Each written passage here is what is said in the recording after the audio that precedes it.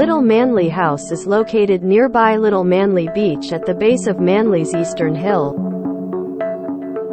The house enjoys oblique views across the street to the harbor to the southwest, while the topography rises from the rear yard to the northeast, with established trees providing a green sense of enclosure to the rear of the property. Being at the base of the eastern hill, the property is subject to overland flows and rivulets when it rains, as runoff finds its way to the harbor.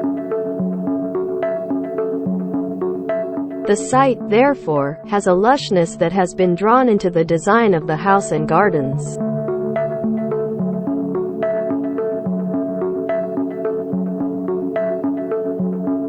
Terraced platforms and waterways guide the movement of water, giving the garden more complexity, function, and connection to place. Our principal concept for the arrangement of the house was to create a level ground plane for living within a secluded lush garden perimeter.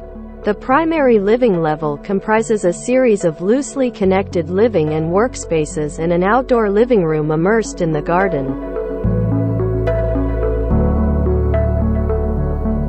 The topography of the site has been manipulated, with much of the site artificially elevated to make this level platform, with garaging and ancillary spaces housed beneath at street level, then bedrooms and bathrooms located above.